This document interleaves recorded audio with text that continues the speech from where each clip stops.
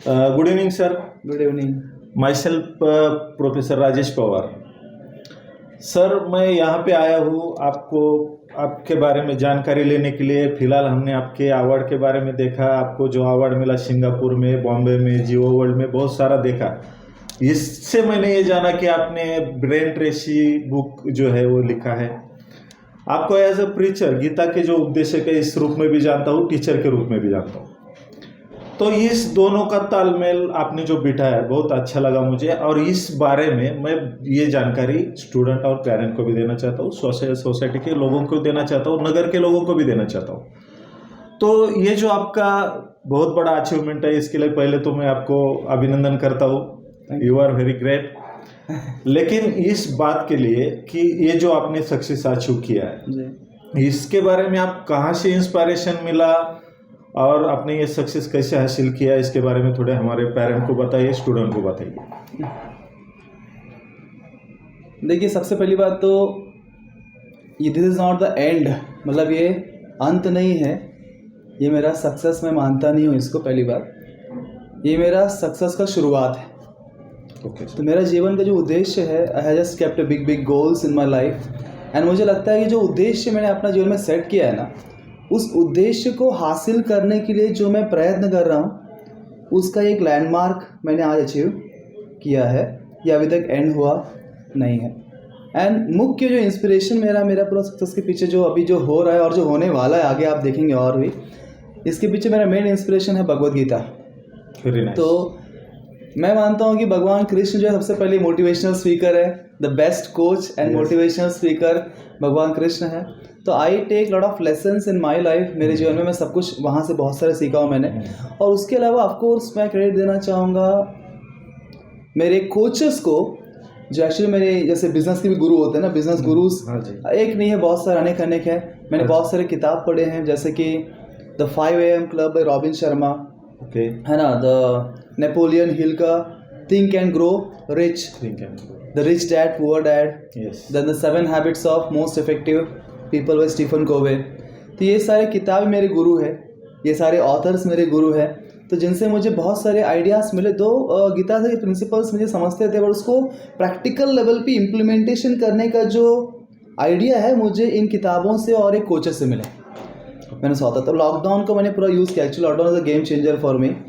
Lockdown का जो समय था उस टाइम ऑलमोस्ट मेरा बिजनेस कोलैप्स जैसा ही था कि admissions were not there, and मेरे यहाँ पे जो पार्टनर थे उनका डेथ हो गया था, दीप सर का, and I was bit collapsed, और उतना फोकस नहीं था। और मेरे पिताजी भी एडमिट थे हॉस्पिटल में आंध्र प्रदेश में, कोविड वार्ड में। तो I was with him in the Covid ward. कोई वहाँ पे आजू बाजू कोई सब पेशेंट्स थे बस।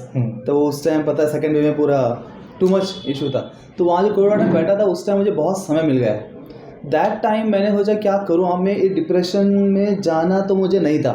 इतना तो गीता ने मुझे सपोर्ट किया है कि मुझे उस कंडीशन में नहीं जाऊँगा। पर सबसे विपरीत परिस्थितियों के अंदर ही सबसे बेस्ट कुछ तो भी निकल के आता है, मैंने सुना था मेरे गुरुओं से। तो मैंने समझा आज मेरे जीवन में ऐसे परिस्थितियाँ से मैं गिरा हुआ हूँ, जब मैं चाहूँ तो डूब भी सकता हूँ, पर इसको अगर पॉजिटिवली लूँ तो यही मेरे जीवन का सक्सेस का कारण भी बन सकता है। तो मैंने वही किया उस टाइम, ये अपॉर्चुनिटी का फ़ायदा उठाया। वहाँ बैठते मैंने ब्रेन ट्रेसी किताब के लिए मैंने कांटेक्ट करना शुरू किया, या जो भी एफर्ट्स मैंने पुटअप किए। लॉकडाउन को जो समय मिला था तो उसी टाइम में सब पुटअप किया था continuously. I was sitting and doing there.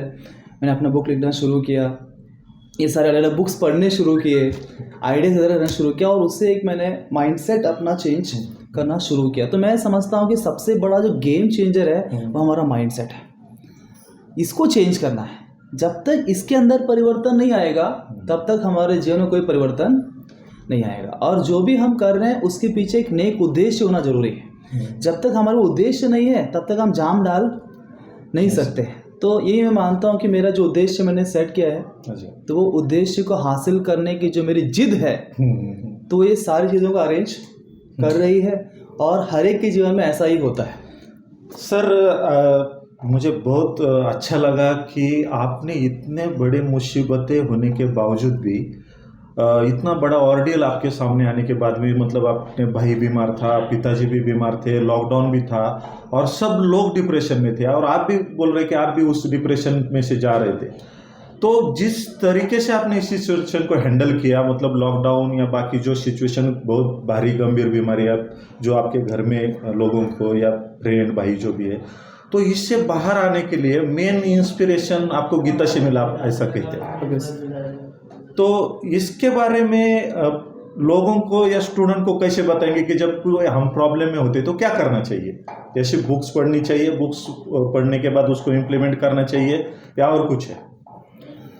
देखिए, एक्चुअली सेल्फ मोटिवेशन सब बात करते हैं, अंदर से मोटिवेशन आना चाहिए, बट अक्सर क्या होता है, it is not possible. Yes, जब सब कुछ ठीक है उस टाइम तो फिलॉसफी बोलना बहुत आसान होता है, पर जब जीवन में सब विपरीत कंडीशन होते हैं उस टाइम कोई फिलॉसफी अपने आप को भी याद आता नहीं इसी है। से रिलेटेड मेरा सवाल था कि ये जो बहुत बड़ी प्रॉब्लम से आप बोले कि लॉकडाउन, इतनी सारे मतलब प्रॉब्लम ऑर्डियल फेस करते हुए भी आपने इतना ग्रेट सक्सेस अचीव किया, तो ये बच्चों के लिए भी, पेरेंट के लिए भी, मेरे खुद के लिए भी बहुत बड़ी इंस्पिरेशन की बात है, बहुत बड़ी मोटिवेशन की बात है।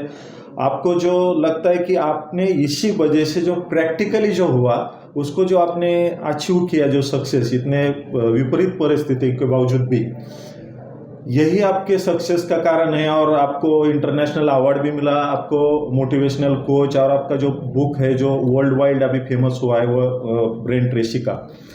तो इसके बारे में भी पेरेंट को थोड़ा जानकारी होनी चाहिए कि ये बुक किस लिए पढ़ना चाहिए। बेसिकली सर, अब पहले तो मैं ये प्रश्न होता रहता है जो पहले आपने बोला, कंप्लीट करता हूँ कि मैं मानता हूँ कि मेरे सक्सेस का जो कारण है, गीता तो मैंने बोला, पर गीता समझने के लिए गुरु की आवश्यकता होती है। इसीलिए मैं अपने जो आध्यात्मिक गुरु है उनको श्रेय देना चाहता हूँ, बिकॉज उस समय में उनकी जो काउंसलिंग था बहुत इंपॉर्टेंट था। एक व्यक्ति की आवश्यकता है, सिर्फ अकेले हम बुक्स पढ़ के सब कुछ अपने आप बाहर नहीं निकल सकते हैं। वी नीड ए गुरु जो हमको हाथ पकड़ के उससे बाहर निकालता है। तो इसका श्रेय मैं अपने आध्यात्मिक गुरु को देता हूँ जिन्होंने उस समय मुझे काउंसलिंग किया था।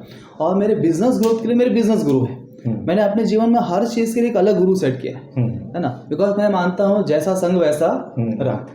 अगर मुझे अमीर बनना है तो मुझे अमीर लोगों का संगत चाहिए, तो उन संगत लेता हूँ अमीर बनने के लिए। मुझे एक भगवान का भक्त बनना है तो भक्तों का संगत चाहिए, तो इसलिए भक्तों का संगत लेता हूँ। अच्छा इंसान बनना, अच्छे लोगों की संगत चाहिए।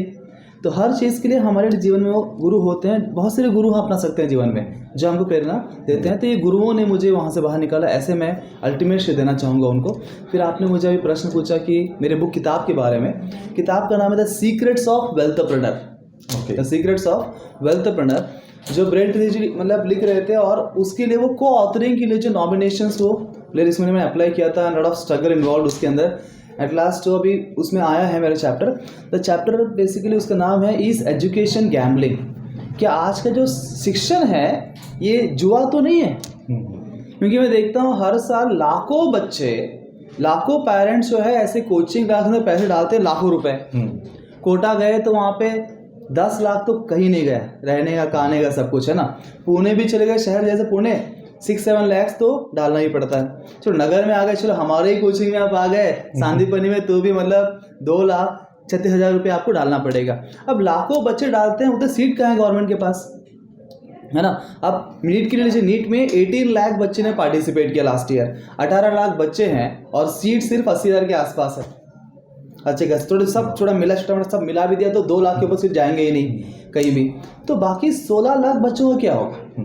तो मैं मानता हूँ, देखिए, और पेरेंट्स जब पैसे डालते हैं, मेरा वो पूरा उसके वही ऊपर है चैप्टर, कि हम जब डालते हैं, जुआ मतलब क्या है, हम डालते हैं पैसे और हम गारंटी नहीं वापस मिलेगा नहीं मिलेगा। सही बात, उसी को जुआ बोलते हैं। मिला तो बहुत मिला, नहीं तो पूरा डूब गया। ये भी तो ऐसा ही है, लोगों को कोई गारंटी नहीं है बच्चे का सिलेक्शन होगा कि नहीं होगा, पर पैसे डालते हैं। इसलिए मैं बोलता हूँ एजुकेशन जुआ है ना। तो इस जुआ से बाहर निकलना, ये मेरा एक थीम है। दूसरा थीम मेरा है वैल्यू एजुकेशन। तो आज जो इतना डिस्ट्रैक्शन से भरा हुआ दुनिया है, और आज आप जानते हैं मीडिया के वजह तो बच्चों की बैंड बजी है, सब देख। आप एक शिक्षक है तो आप इसी सवाल को लेकर मैं आपके साथ बैठा था कि अभी आपने एक वर्ड बोला कि मुझे भी काउंसलिंग की जरूरत पड़ी। बहुत सारे लोग सर मानते हैं, मैं एज ए काउंसलर आपको पूछता हूँ कि बहुत सारे लोगों को लगता है काउंसलिंग यानी कुछ मैं तो कहीं मैं पागल तो नहीं, मुझे क्यों काउंसलिंग हो रहा है। तो आपने बोला कि मुझे काउंसलिंग, मुझे भी जरूरत पड़ी डिप्रेशन के वक्त। तो काउंसलिंग हर एक के लिए जरूरी है, हर पेरेंट के लिए जरूरी है? हर एक के लिए जरूरी है। देखिए, अगर उनको बाहर निकलना है जरूरी है, अगर वहीं पे रह जाना तो जरूरी नहीं है। देखिए, हर चीज़ के लिए एक कोच की आवश्यकता है, एक गुरु की आवश्यकता है। गुरु के बिना कोई भी संसार में कुछ अचीव नहीं कर पाए। आपको इन्फॉर्मेशन के लिए बोलता हूँ, जो बिल गेट्स है माइक्रोसॉफ्ट के, उनके भी कोच है, इवन आज के डेट पे भी उनके पास कोच है क्या ना। बात है, ओके। ऐसा कोई भी सक्सेसफुल व्यक्ति नहीं है जिनके पीछे कोई कोच नहीं। लोग बोलते हैं कि हर एक के सक्सेसफुल कोई तो होता है, अब कोई तो क्या कोच है, गुरु होता है, गुरु जो सही गाइडेंस मार्गदर्शन करके उस व्यक्ति को ऊपर लेता है। हर फील्ड में अलग अलग कोचेस होते हैं, राइट, वो जरूरी है ना। और आज इतना डिस्ट्रैक्शन, तो आज वैल्यूज की भी बहुत आवश्यकता है, तो सही कोच जो है उसको सही दिशा में आगे ले जाता है। तो हर पेरेंट को, हर बच्चे जिसको भी आगे बढ़ना है उसको कोच की आवश्यकता है, जिसको वहीं पे रहना है कोई आवश्यकता नहीं है, तो उनका चॉइस है। That's a simple। मतलब ऐसे कहा जाए तो इस कोई भी चीज़ की ज़रूरत नहीं, और आपने सोचा तो हर चीज़ की ज़रूरत है। तो सर आप एक मोटिवेशनल स्पीकर है, राइटर भी है, और मैं जहाँ तक जानता हूँ आप केमिस्ट्री भी बहुत अच्छा पढ़ाते हैं, टीचर भी है, और सांदीपनि एकेडमी के बहुत वेल नोन डायरेक्टर भी है आप। और मैंने आपका मैनेजमेंट आज देखा भी है, यहाँ पे हमारे बच्चे भी आए स्कॉलरशिप एग्ज़ाम के लिए।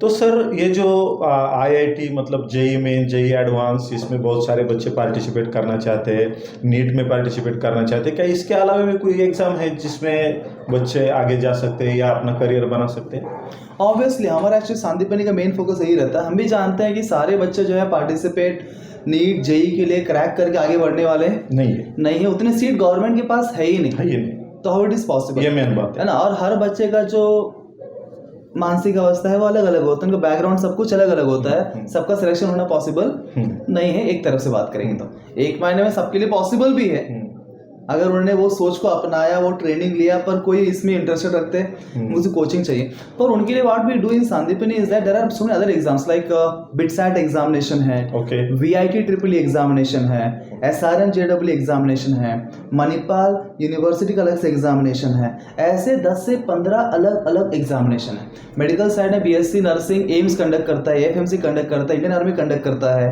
ना, आइसर है, नाइसर है रिसर्च के लिए। ऐसे इतने सारे एग्जामिनेशंस है apart from neat and JEE, और पढ़ाई सेम ही है। अच्छा, पढ़ाई अलग कुछ भी नहीं, वही PCB वही PCM पढ़ना है, अलग कुछ नहीं है, बस अलग से एक एंट्रेंस फॉर्म भरना है, ओके, एग्जाम देना है। तो इसमें क्या बच्चे चांसेस बढ़ जाते हैं हमारी जगह। हाँ, ये सवाल इसलिए पूछा सर मैंने आपको कि आप इस फील्ड में बहुत कंट्रीब्यूशन दे रहे हैं, अभी भी दिया है, दे भी रहे, और पेरेंट के मन में अक्सर ये सवाल होता है, स्टूडेंट के मन में अक्सर ये सवाल होता है कि कौन से फील्ड में स्कोप होगा, कौन से फील्ड में करियर बनाएंगे। तो जिसका जवाब आपने दे दिया कि बहुत सारे एग्जाम है, तो बहुत पालक जो है, पेरेंट है या स्टूडेंट है, वो जेईई नीट के बारे में ज़्यादा जानते हैं। तो क्या जो आपने अभी बाकी नाम एग्जाम बताए, जैसे आइसर की एग्जाम है, जो भी बिटसेट है, तो इसके बारे में भी यहाँ पे पढ़ाया जाता है, उसको अलग पढ़ाने की कोई जरूरत नहीं पड़ती?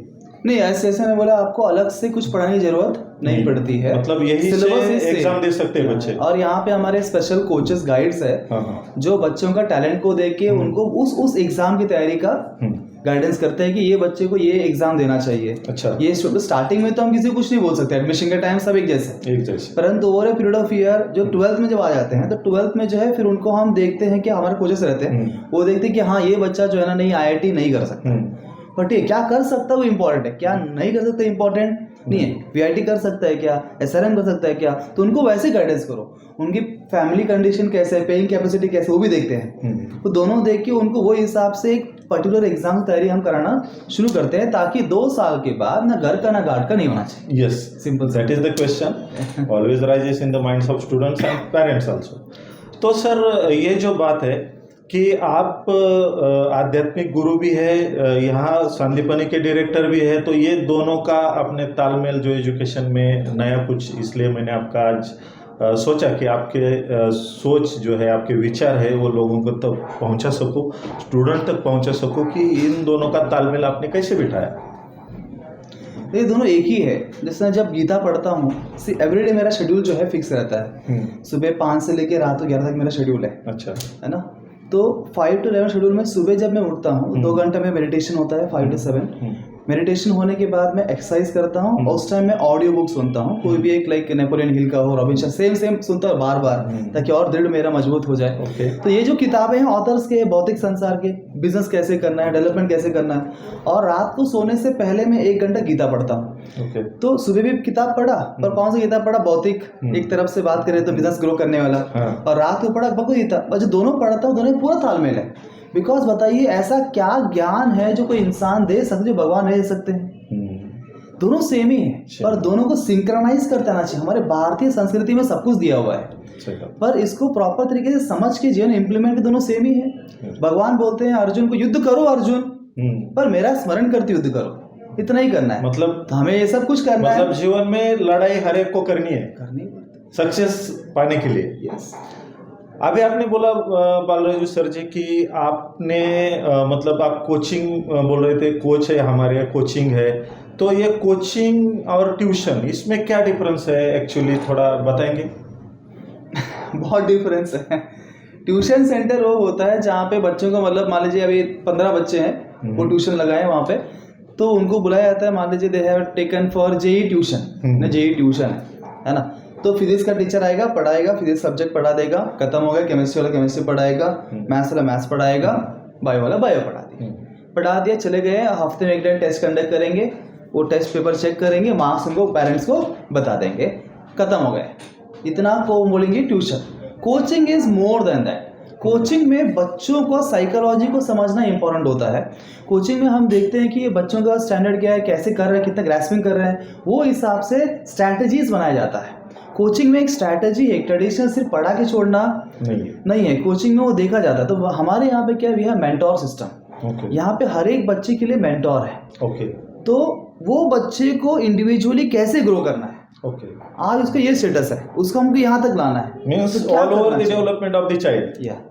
तो हर चाइल्ड का पूरा डेवलपमेंट करने के लिए स्ट्रैटेजी बनाते हैं। टीचिंग मेथोडोलॉजी भी हमारा डिफरेंट तरीके से रहता है, उसमें भी इनोवेशन लाते हैं हर बार हम। कौन सा इनोवेशन? अभी आप इनोवेशन की बात कर रहे हैं, मैंने भी इसी बारे में कि फील्ड में इनोवेशन होना चाहिए।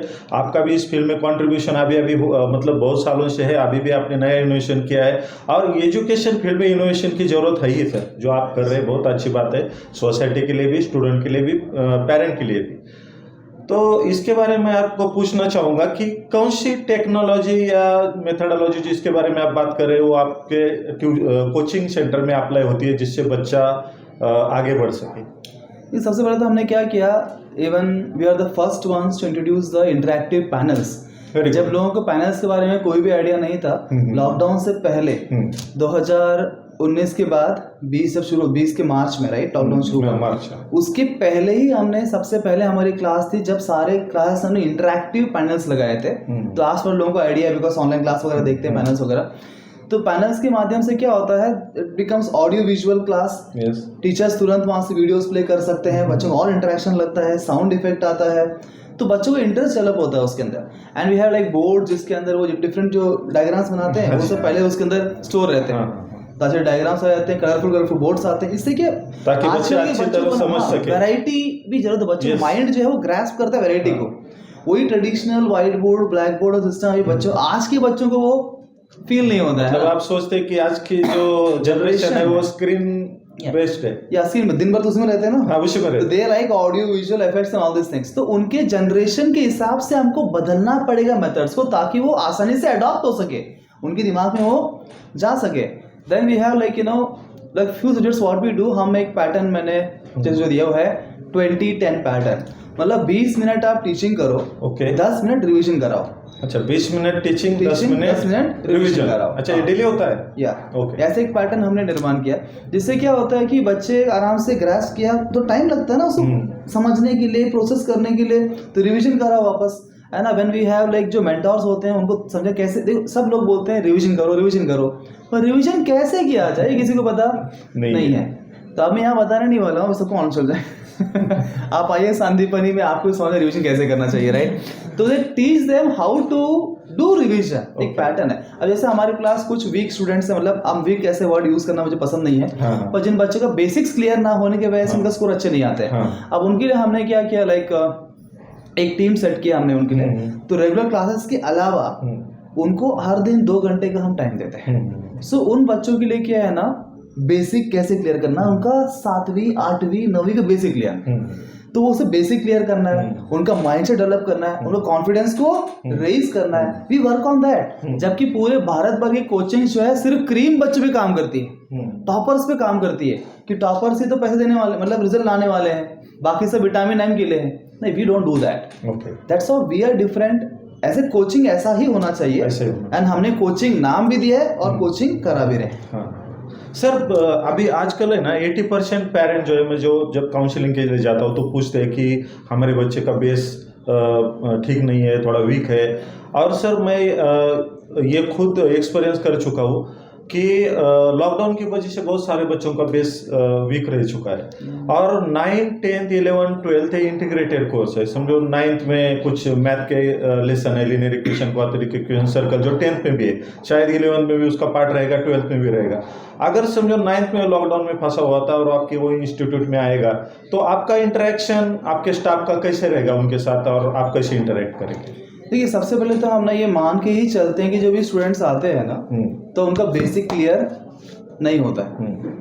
तो we always go from the basic level, एकदम ग्राउंड लेवल से हम बच्चों उठाते हैं। सारा स्टाफ का ट्रेनिंग हमने ऐसा ही दिया है कि जब भी कोई सब्जेक्ट को पढ़ाना है तो उसके बेसिक लेवल से उठा के ले चलो, ताकि हर बच्चे को ये बात समझ में आए।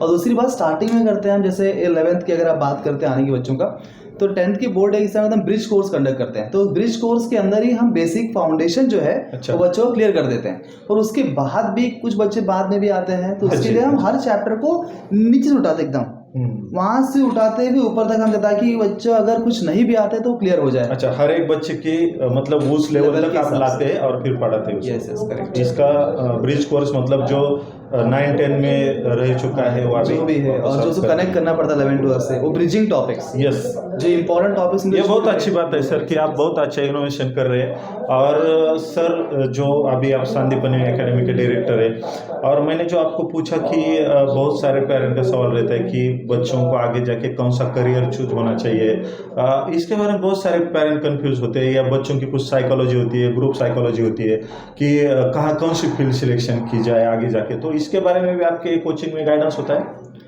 होता है। एक्चुअली वो जब एडमिशन के लिए आते हैं तो फर्स्ट थिंग हम वही देखते हैं कि मतलब अगर कोई अपॉइंटमेंट लेके आते हैं, they have few counsellors, they can tell them, specially मैं एक्चुअली मेरा अलग से कंपनी है KGD सक्सेस पाथवे, है ना, तो मेरा काम वही है काउंसिल करना। दे वांट टू कम, मैं अलग से काउंसलिंग करता हूँ, जिसमें समझता है कि वो बच्चे का इंक्लिनेशन कहाँ पे है, और हमें हमेशा उसके इंक्लिनेशन और इंटरेस्ट को ध्यान में रखते हुए उसका फील्ड चूज करना चाहिए, ताकि वो उस प्रोफेशन में जाने के बाद खुश रहे। अच्छा, शुड एंजॉय हिज प्रोफेशन। तो इससे रिलेटेड एक सवाल है कि बहुत जगह पे एप्टीट्यूड टेस्ट होता है या कहीं जाके भी बच्चे कराते हैं, तो उसका कुछ होता है मतलब प्रैक्टिकली यूज? देखिए, मैं उस पर या आप डायरेक्टली बच्चे से पूछते हैं या उसका डायरेक्टली साइकोलॉजी जान के उसको गाइडेंस करते हैं? देखिए, मैं तो कोई टेस्ट के ऊपर विश्वास नहीं करता हूँ। ओके सर, बिकॉज जो टेस्ट होते हैं वो बच्चे का अब तक का जो नॉलेज है उसके आधार पे जज कर रहे हैं। अब मैं मानता हूँ कि नॉलेज के आधार पे हम जज नहीं कर सकते हैं, बल्कि माइंडसेट के आधार पे जज करना है। बिकॉज नॉलेज और स्किल जो है वो गेन किया जा सकता है, any time they can alter it, पर उस व्यक्ति का जो मानसिकता है, एटीट्यूड है, उसके आधार पे प्रोफेशन होना चाहिए, ताकि वो मानसिकता का प्रोफेशन है तो उसको मजा आएगा। जैसे फॉर एग्जांपल डॉक्टर बन जाते हैं, डॉक्टर बनने के लिए वो क्या चाहिए, he should be very good follower होना चाहिए, अच्छा फॉलोअर होना चाहिए, मेमोरी अच्छा होना चाहिए, स्ट्रॉन्ग मेमोरी होना चाहिए, ये सब चीजें आवश्यक है। अगर मान लीजिए उसे फॉलो करना पसंद नहीं है, वो हर बात में लॉजिक लगाता है, क्यों क्या करता रहता है, तो he should be engineer. Engineer में ना रिसर्च करना है, क्यों करना है, ये करना वो करना है, तो वहां गया ना, उसका नेचर भी वैसा ही है, और वो जॉब का जो प्रोफाइल है वो भी वैसा ही है, इसलिए वो एंजॉय करेगा और उसको ग्रोथ होगा। अच्छा, है ना, पहले ऑपरेशन करेंगे हर बात का, मतलब दे नीड हैव सम, ऐसा कुछ टिप्स है। तो उसका स्वभाव को समझ के हमको फील्ड चूज करना, ना कि उसके स्किल को समझ के। स्किल तो बदलता है, टीचर कैसा मिला उसको 10 उसके ऊपर डिपेंड है। हाँ जी, उसका मैथमेटिक्स स्किल है कि नहीं है, हाँ साइंस स्किल है कि नहीं है, वो तो बच्चे का दोष नहीं है ना। सर, बहुत सारा ऐसा होता है कि मैं बहुत सारे बच्चे टैलेंट भी है, हर एक का ऐसा नहीं कि वेल्दी घर से आया हो या हर एक के पास पैसा हो। तो जो आज ने बहुत अच्छा प्रोग्राम आपने अरेंज किया 2 महीने में, देख रहा हो कि स्कॉलरशिप एग्ज़ाम, तो यहाँ पे अगर कोई बच्चा टैलेंट है लेकिन फीस नहीं भर पाता है या उसके पास वो कैपेसिटी नहीं, तो उसके बारे में आपने कुछ अरेंज किया है या आप उसके बारे में क्या कंट्रीब्यूट करना चाहते हैं? बड़ा अच्छा क्वेश्चन पूछा आपने। ऐसे शुरुआत के दिनों में हमने क्या किया था, एक अलग से बैच, क्योंकि हमने उस परिस्थिति से गुजरे इसलिए पूछा। हम भी परिस्थिति से था, आप भी शायद गांव से है, लेकिन फिर भी आपने 6 रैंक उस टाइम हासिल किया। लेकिन आज जो बोला कि आपने कि बहुत सारा पैसा कमाने की इंडस्ट्रीज बन गई है, यम विटामिन का हो गया जो आप बोल रहे थे, तो बहुत सारे बच्चों के पास ये नहीं होता है, टैलेंट होता है लेकिन पैसा नहीं है भरने के लिए। तो उसके बारे में आप क्या सोल्यूशन देंगे सर? क्योंकि इसका आंसर का वेट बहुत सारे स्टूडेंट भी करेंगे, पेरेंट भी करेंगे। कंट्रोवर्शियल टॉपिक है, बट देन जब मैंने शुरू किया था ना इंस्टीट्यूट को, उस टाइम मैंने क्या किया था, एक बैच अलग से उसी के लिए रखा था जो गरीब बच्चे थे। हाँ, उस टाइम मैंने एक बैच अलग से बनाया था और जो गरीब बच्चे थे उनके अलग से हम पढ़ाए थे। सेम फैसिलिटी जो सबको मिलता है वही फैसिलिटी किया था हमने। ग्रेट सर, है ना। बट देन लेटर ऑन मैंने क्या रियलाइज किया, होता क्या था कि पेरेंट बोलते कि हमारे बच्चे गरीब है, उसलिए एडमिशन लेते थे, this to even get that income certificate वगैरह, एंड बच्चा जो है ना आईफोन लेके आता था। What is that bike, KTM bike, बड़े बाइक है, आईफोन है, और बोलते कि हम गरीब है। अच्छा, तो लेटर ऑन समझ में आया कि ना सभी जेन्युइन केसेस नहीं है, है ना, बहुत से लोग उससे फायदा उठा रहे हैं। अच्छा, तो फिर हमने तो सिस्टम को थोड़ा, अनलेस अभी अभी भी करते हैं, कुछ बच्चे हमारे पास जो फ्री में अभी पढ़ रहे हैं, बट जब एकदम जेन्युइनली हमको पता है कि ये बच्चा सच में उनका आर्थिक स्थिति नहीं है, तो उनको पढ़ाने की जिम्मेदारी हम लेते हैं। हमारे कुछ ऐसे बच्चे जो यहाँ 11-12 करने के बाद किए हैं, उस टाइम उन्होंने स्ट्रगल करके फीस भरा था, बट 2 ईयर्स हमको समझा कि इनके पेरेंट्स की ऐसी परिस्थिति नहीं है।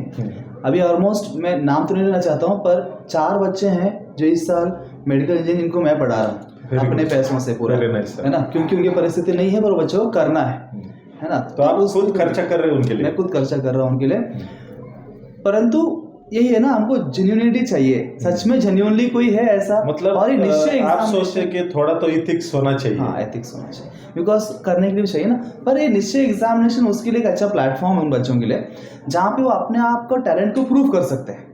अपने टैलेंट को प्रूव करके वो स्कॉलरशिप अपने ईमान से कर सकते हैं। किसी ने वो दिया तो एक अलग फीलिंग होता है, राइट, मतलब इनके उपकार के, इन्होंने उपकार किया, पर बच्चे का भी अपना ईमान होता है, स्वाभिमान होता है, पेरेंट्स से भी होता है।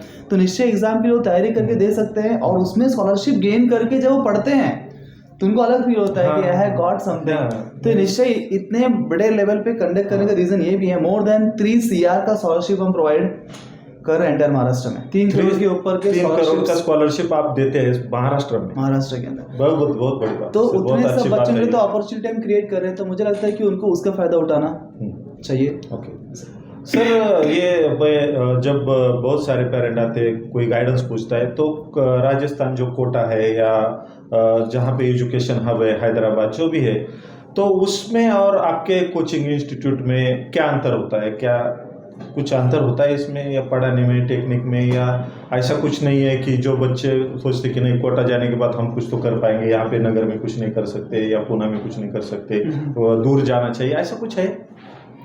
अभी कैसे, मुझे एक्चुअली किसी और कोचिंग के बारे में कुछ नहीं, I am not blaming any coaching any institute, मैं सिर्फ सिटी का नाम ले रहा हूँ कि बहुत बार बच्चे का ट्रेंड रहता है कि वहाँ जाना है या बहुत अच्छे इंस्टीट्यूट में जाके पढ़ना है, लेकिन जैसे आपने यहाँ पे रह के बहुत कुछ क्रिएट किया, आप यहाँ पे आए, यहीं पे बहुत कुछ बनाया, मतलब जिसके पास क्वालिटी है वो कहीं भी जाए कुछ भी कर सकता है, ऐसा मैं सोचता हूँ।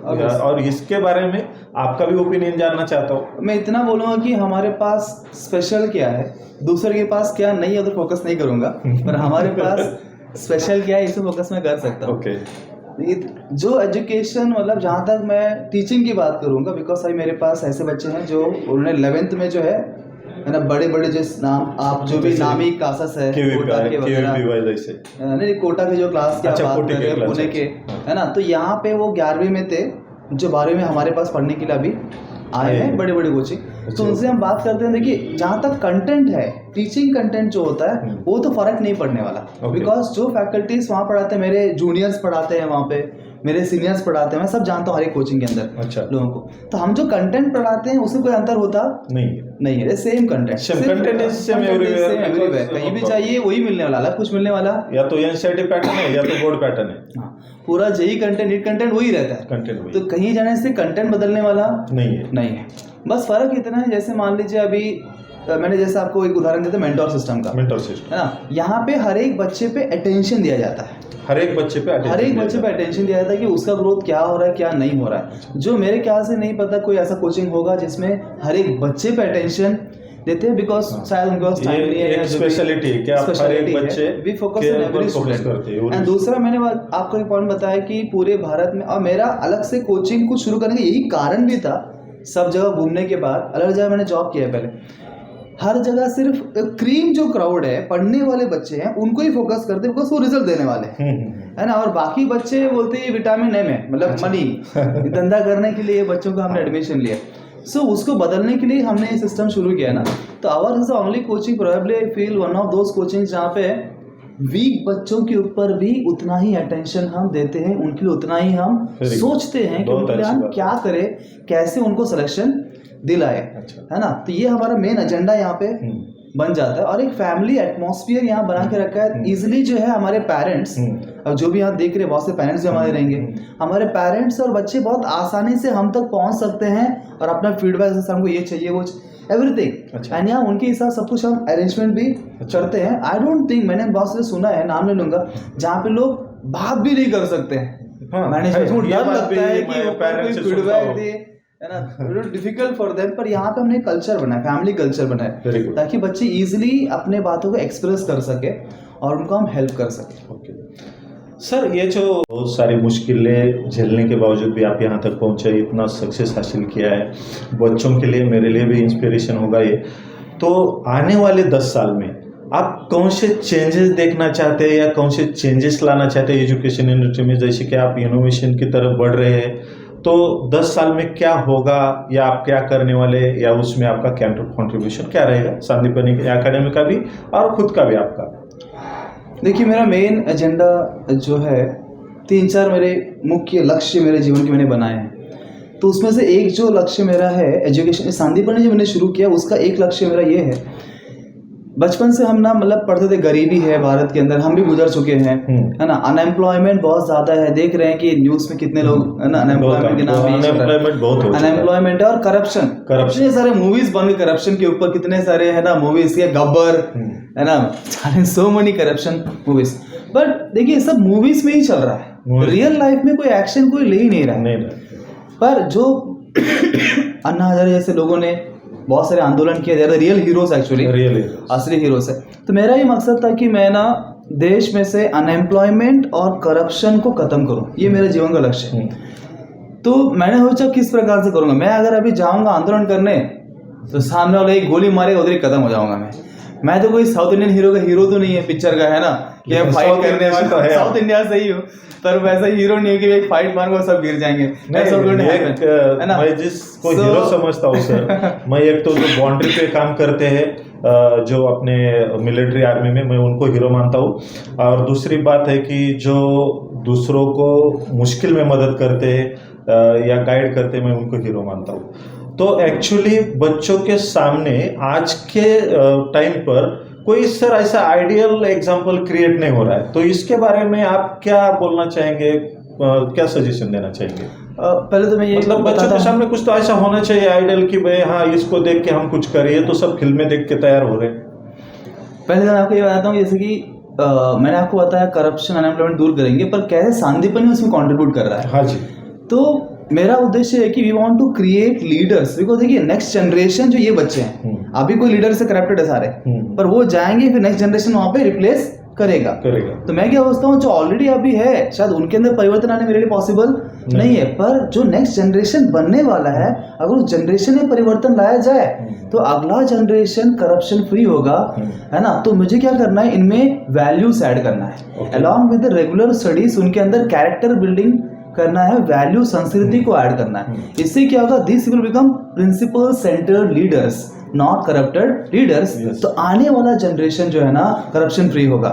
और हमारे बच्चों के अंदर जो है ना जॉब मेंटेलिटी को बाहर निकालना है, जो बहुत टूस के भरा है स्कूल कॉलेज के अंदर, जॉब पाना है करके, इस मेंटेलिटी को बाहर निकाल के एक एंटरप्रेन्योरशिप मेंटेलिटी को डेवलप करना है कि आप जॉब देने वाले बनो, जॉब लेने के लिए आप मत बनो। I want to create leaders who become entrepreneurs, खुद के पैर पे खड़े होके 10 लोगों को जॉब दे सके, ऐसे बच्चे यहाँ से मैं बनाना चाहता हूँ। और इसके लिए 2017 तक मेरा प्लान है कि पूरे नेक्स्ट 5 इयर्स में पूरे भारत भर में सिर्फ एक ही नाम हो, श्री सांदीपनी और श्री सांदीपनी। इसलिए कि हम नाम चाहते हैं, इसलिए कि इतने सारे बच्चों को अपॉर्चुनिटी देना चाहते हैं। Very good sir. ऐसे बनने के। अभी हमने इस के साथ बात करके जो मैंने देखा कि 10 साल में उनको क्या चेंज, यहाँ से एक तो करप्शन हटाना है, एम्प्लॉयमेंट क्रिएट करनी है। बच्चे वो चाहते ना कि जॉब ढूंढने वाले बने, बल्कि जॉब देने वाले बच्चे बने, ऐसा उनका मोटिव है, ऑब्जेक्टिव है सांदीपनि एकेडमी का। तो सर जी मैं एक लास्ट क्वेश्चन पूछूंगा जो पेरेंट के मन में, स्टूडेंट के मन में होता है कि sir what would you like to suggest for the new generation और parents to in choosing their fields और देयर ऑब्सेशन व्हाटएवर में बी। क्या सर्च करना चाहूँगा रिगार्डिंग, क्या सजेशन देना चाहेंगे नई जनरेशन को आप? सजेशन का मतलब क्या करना चाहिए 10वीं के बाद, 12वीं के बाद, मतलब उनको क्या सजेस्ट करेंगे? आपको इतना सारा एक्सपीरियंस है, बहुत सारे एजुकेशन इंडस्ट्री आपने पढ़ी है, एक्सपीरियंस लिया है उसमें से, तो बच्चों को आप क्या राय देना चाहेंगे? पेरेंट को भी क्या राय देना चाहेंगे कि बहुत सारे पेरेंट बच्चे कंफ्यूज रहते हैं कि कहाँ जाए, क्या करे, माहौल ऐसा क्रिएट हुआ है कि everywhere chaos is there, so how to choose? देखिए मैं ये तो बहुत बड़ा विषय है, पर मैं एक बात समझता हूँ, जो भी सक्सेस जो भी करना चाहते हैं लाइफ में, वो सबसे पहले मैंने बोला एक नेक उद्देश्य होना जरूरी है, पेरेंट्स को भी बच्चों को भी। हम कब तक प्रतीक्षा करते हैं कोई तो आएगा समाज में परिवर्तन लाएगा, अरे कोई तो मेरा बेटा क्यों नहीं हो सकता है? ये परिवर्तन सोच में पेरेंट को लाना है और ये बच्चे को भी समझने की मेरी जिम्मेदारी है। We are responsible people, human society के अंदर रहते हैं, हमारा कर्तव्य है कि हमारा जीवन के साथ साथ और 10 लोगों को मदद हम कर सके, उनका जीवन संवार सके। जब ये सोच आ जाएगा ना सर, मैं ऐसा मानता हूँ कि जब ये एक सोच हर एक के अंदर आ जाता है ना, तो पूरी प्रकृति जो है ना, पूरा यूनिवर्स, द एनर्जी, वो उस व्यक्ति के सक्सेस तक पहुंचाने के लिए सारा रास्ता तय कर देता है, उसको एक सही कोच से मिला देता है, जो कोच उसको आगे बढ़ाता है। ये सारे प्रश्न को उत्तर वो एक कोच दे सकता है, और वो कोच तभी मिलेगा जब आप नेक उद्देश्य के साथ आगे बढ़ेंगे। तो वो डेवलप करना मुझे लगता है कि अनिवार्य है आज के दिन पे, जो खत्म होता जा रहा है। सब सिर्फ एक सो कॉल्ड सक्सेस के पीछे पड़े हैं, मेरा मेरा मेरा मेरा, मुझे ये करना है, मुझे वो करना है, मेरा ये कमाना है, वो कमाना है। समाज के प्रति कोई कर्तव्य को लोग समझते नहीं है। तो जब ये नेक सोच जीवन में उत्पन्न होगा सभी के, तो देखना भगवान और पूरी प्रकृति, पूरी कायनात इस व्यक्ति को वहां तक पहुंचाने के लिए तत्पर रहेगी, वो अकेला नहीं होगा। Thank you very much sir. Sir अभिनंदन, congratulation for your great achievement, you are great person. Thank you sir.